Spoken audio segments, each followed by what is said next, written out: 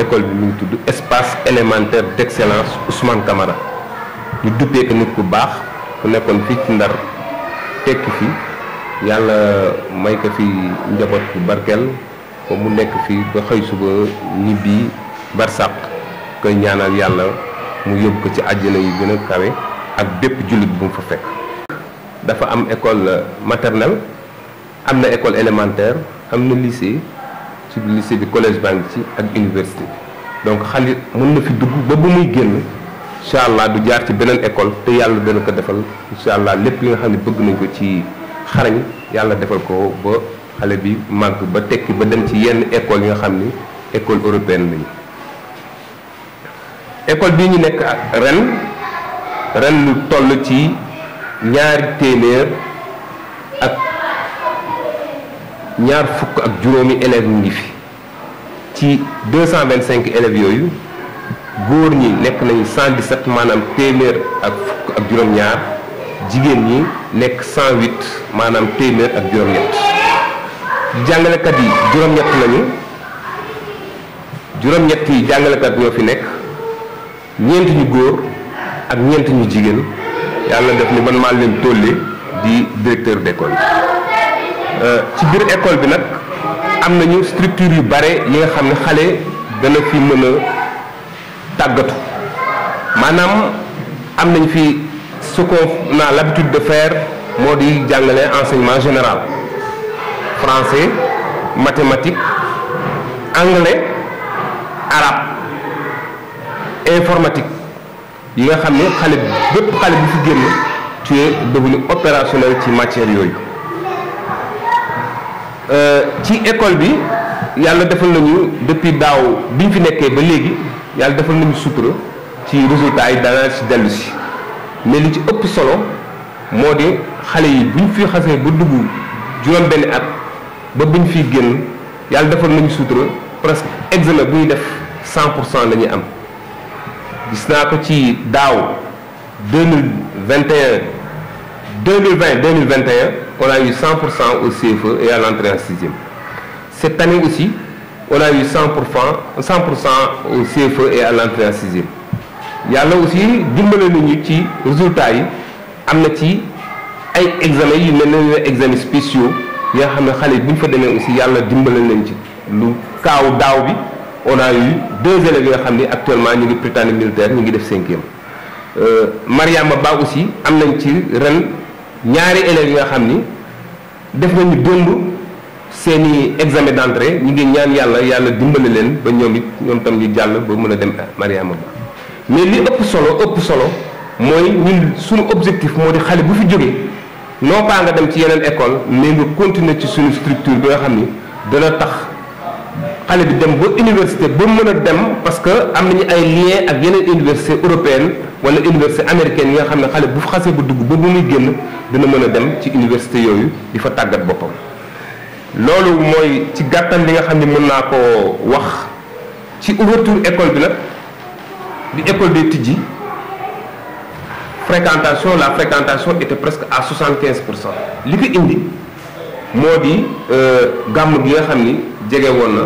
donc ñenn ñu bëri dañuy xaar ba gàmm gi passé ñu soog a ñëw bi ñu ñëwee après gàmm gi macha allah inscription yi dañu mujj fees soo xoolee CI bi dañu dem ba dañu mujj arrêté inscription yi ndax amatuñu macha allah élèves fu leen def. CP bi aussi daaw gis nañu CP bi CI bi lu mu produire loolu tax ren quand même on a eu un rush. permettre nañu ren aussi ñu diviser CP bi en 2 classes pour mën am 2 classes fonctionnelles parce que dañ ne li ñu jàngoon daaw engrangé ko comme bénéfice dañu bëgg ren aussi ñu gën ko focc pour que élèves bu ñu demee CE1 ñu gën a opérationnel parce que c'est des classes très délicates lu mel ne CI lu mel ne CE1 lu mel ne CM1 c'est des classes yi nga xam ne il faut que xale yi am suivi bu moo tax nag approche boobu la ñu utiliser ba bëgg nañu doon élèves yooyu bu ñu demee CE1 ñu doon élèves yoo xam ne déjà tàggat nañ leen ci lecture xarañ nañ ci mathématiques et pourquoi pas mën a pouvoir poursuivre cette étude ba dem dans les grandes écoles parce que n'oubliez pas qu'actuellement au Sénégal l'enseignement est plus ou moins élitiste donc il faut que ñu nekk dans cette mouvance pour produire les meilleurs élèves du Sénégal ici au niveau de l'école élémentaire d'excellence. mais surtout mooy demander parents yi pour que aussi ñoom tam ñu gën a jàppale xale yi bu ñu wàccee que ñu bañ rek limité wu uniquement à ce que ñu leen li ñu leen di jàngal. La chance qu'on a c'est que nous faisons la journée continue donc bu 14 heures jotee xale yi dañuy wàcc diggante ñu wàcc mën nañu xëy na noppalu mais boor ngoon bi laaj na leen ñu toppatoo leen parce que il nous arrive parfois d'appeler les parents pour leur dire que tel élève jàngul leçon alors yooyu c'est impensable te aussi ñu seet seen paquetage seen i yére parce que fii am nañ fi jal bi nga xam ne ay chemise wala ay t-shirt wala ay yére yi nga xam ne xale yi dañ ko jàng sa woon dañ ko fi wàcc mais amul benn signe distinctif bu permettre ñu xam ni kii xale bi moo ko moom donc parents yi su seen boo wàllu bopp aussi war nañu aussi bu ñu wàccee ñu seet paquetage yu xale yi ndax seen yére yëpp indi nañu répétiteurs yi aussi ñi nga xam ne dañu ne amee ak xale yi ci kër yi il faut que aussi ñu leen di mën di leen toppatoo aussi de temps en temps ñuy ñëw di jaar si école comme ça ñuy mën di waxtaan ak enseignants yi mais nag jaar boobu lu la gënaloon mooy ñuy jaar ci au moment où enseignants yi ils sont en récréation avec les élèves parce que léegi bu ñu fa jaaree heure jàngale dafay perturber jàngalekat bi dafay perturber le cycle normal de l'enseignement donc li ma gënaloon mooy ñu leen di ñuy ñëw heure récréation comme ça ñuy mën di dajeek enseignant bi di waxtaan ak moom su ma sañoon aussi xale yi ci boppam ñu leen di teel a jël si parce que aussi kooku bokk na si leen nëbët parce que aussi il arrive des enfants parfois fi lañu nekk ba ay 15 heures seen parents yi soit dañ leen di fàtte wala duñ leen jël si te loolu gënul loolu ci gàttal moom laa amoon li nga xam ni mën naa ko ci dugal ci nëbët yi nga xam ni maa ngi koy wax parents yi di leen gërëm parce que confiance bi ñu jox ñu seen i doom waxuma au-delà de li ñu fay mais confiance parce que mënoon nañ dem ci yeneen école mais bu ñu joxee seen doom rek ça veut dire que am nañ confiance yu confiance boobu nag maa ngi ñaan yàlla dimbali ñu ba ni ñu ko bëggee mu weesu ñoom seen jot xale yi génn fi nekk ay xale yi nga xam ni xale yu mucc ayib la ñu doon képp ku leen interroger daa xam ne ñi am nañu enseignants yi nga xam ne enseignants de qualité te aussi defal na leen enseignement de qualité loolu moo laa amoon li nga xam ni dinaa ko ci dugal ci mais ren on a doublé le lieu yi nga xam ne war na leen tripler même les lieux ñu war a visiter on veut aussi faire des classes extramuros waxtaan nañ ci en début d'année en réunion avec l'équipe pédagogique pour que ñuy def beaucoup d'activités extramuros yu bañ yem rek ci biir école bi que de temps en temps ñu génn par exemple le quartier sud war nañ ko maîtriser ba xam yan sites historiques ñoo nekk dans le sud lu mel ne la mosquée lu mel ne la grue aller rendre aux autorités des visites comme lu mel ne inspection dem seeti inspecteur dem seeti centre de sapeurs-pompiers aller au-delà de ça daaw on a été à l'université on a été à Diama mais on va aller au-delà de ça dem par exemple à Dut pourquoi pas bon bien que yoon wi tax ko neex trop mais aller à Gorée c'est possible c'est dans nos objectifs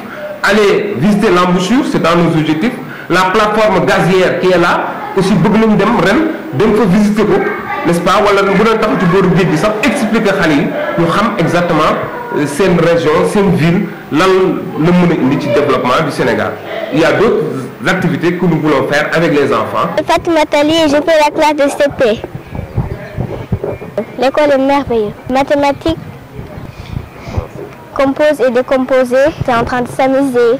Mohamed Al-Amin Ba. Je fais la classe de CM2B et je fais la classe de CM2B. Voilà, qu'est-ce que tu... Notre école est une très bonne école. Elle nous apprend à vivre et à bien se comporter dans la vie quotidienne. Voilà. Faire ESVS, langue et communication et mathématiques. Notre maître, il est très gentil. Il nous traite comme un parent, comme son enfant. Ah, comment... Les récréations se passent merveilleusement. On fait des jeux. La cantine est là toute près de nous. Et quand on peut acheter tout ce qu'on veut. Elle est merveilleuse. Voilà, je voudrais devenir un ingénieur en matière d'agriculture. Je fais la classe du CM1. Il est très gentil. Il nous prend comme ses enfants. Il nous apprend bien. Il nous apprend comment se comporter. À l'entrée était très génial. On a revu nos camarades de classe. On s'est bien amusé. On a tout fait. En classe, on fait langue et communication, mathématiques, découverte du monde. Je m'appelle Moussa Koulibaly. Je fais la classe de CE2A. Notre maître s'appelle Monsieur Beau. Gentil, il nous apprend et il nous traite comme ses enfants. Il nous apprend des leçons, vivre ensemble, des français et aussi des mathématiques. Voilà. Je voulais devenir ingénieur informatique. Bonjour, je m'appelle Adia Farissi. Je fais la classe de CM2A. Oui, candidate. Je le prépare avec beaucoup d'exercices et beaucoup d'efforts. Oui. À Mariamaba, on apprend langue et communication, mathématiques, vivre dans son milieu, vivre ensemble, IST, histoire et géographie. Je m'amuse, je rigole avec mes amis et je mange mon goût. Je trouve mon école parfaite. Bonjour, je m'appelle Moustapha Baldé. Je fais la classe de CC2A. Je voudrais devenir ingénieur informatique. Ah, très bien. On s'amuse, on mange et tout, etc. Voilà. Notre maître s'appelle Monsieur Beau. Il est très gentil avec nous. Il nous explique quand on n'a pas compris et tout. Mes parents ils sont gentils, très gentils avec moi, polis et tout. Je dois les donner le respect et faire tout pour être gentil avec eux aussi. Ils sont gentils avec moi, ils me donnent à manger, ils sont très gentils avec moi. Je dois les respecter pour les remercier. Mes parents, ils sont gentils, ils font tout l'effort qu'ils peuvent faire pour moi et m'ont mis dans de bonnes conditions. Je les remercie beaucoup. Voilà. Je remercie beaucoup mes parents parce qu'ils tiennent beaucoup à mon éducation et me donnent tout ce dont j'ai besoin. Voilà, très bien. Mes parents sont très gentils avec moi. Ils me donnent ce que j'ai besoin. Ils m'éduquent bien. Ils me donnent à manger et à boire. Ils sont gentils avec moi. Ils me donnent tout ce que je veux. Ils m'achètent tout ce que j'ai envie et ils me traitent bien. Je pense qu'en tant que parent d'élève, que c'est une très bonne école, une école qui, personnellement, si je devais orienter ou donner conseil aux parents d'élèves qui sont à Saint-Louis, je les conseillerais les 3 E, parce que depuis que mon fils est là, j'ai vu nettement la qualité de l'enseignement, mais également l'hygiène et la responsabilité de l'administration par rapport aux élèves quand ils entrent, mais aussi quand ils descendent à l'heure de la descente. Donc ce qui veut dire qu'il y a une sécurité par rapport aux enfants. Et ce phénomène aujourd'hui est très important par rapport à ce que l'on sait. Et autre chose aussi, aux enfants et aux élèves plutôt, je dirais, vous voyez les efforts que vos parents font chaque matin, chaque 14 heures à l'heure de la descente pour venir vous récupérer. Nous vous demandons qu'une seule chose, d'étudier, de rester concentré à l'école, mais une fois à la maison, l'école ce n'est pas seulement dans les classes quand vous êtes à l'école. Le plus important pour l'élève, c'est une fois à la maison, non seulement il faut réviser vos leçons, mais aussi il faut demander à vos grands frères ou bien à vos parents de vous soutenir pour faire vos exercices et avoir une bonne révision. Et vous dites-vous aussi que vos parents qui sont dans des bureaux aujourd'hui, ils ont commencé hier comme vous, c'est-à-dire dans les petites classes jusqu'à l'université et après avoir un boulot. Et le comportement que vous avez aujourd'hui, vous dites peut-être que vous êtes des enfants, mais le comportement que vous avez aujourd'hui sera votre seconde nature une fois que vous serez dans les bureaux. C'est-à-dire si aujourd'hui, pour venir à l'école, vous ne vous habillez pas correctement, vous ne prenez pas le temps de vous laver normalement, et vous venez en retard, toutes ces habitudes-là vont vous suivre durant tout votre cursus scolaire et jusqu'à votre cursus professionnel. Donc, ayez l'habitude de venir à l'école correctement habillé, bien propre, et les leçons si à la maison avant de venir, parce que c'est ça qui va vous accompagner, et quand vous serez grand, Inch'Allah, vous aurez la lourde responsabilité de remplacer vos parents dans les bureaux, mais c'est l'avenir du Sénégal aussi sera dans vos mains.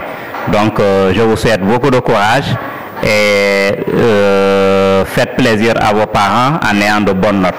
Merci et merci aussi à l'administration de 3E, à savoir monsieur Si, le directeur, que nous remercions de passage au nom des parents d'élèves parce que nous voyons vraiment, il met la main à la pâte comme on le dit pour la gestion et la scolarisation de nos enfants. Merci et bonne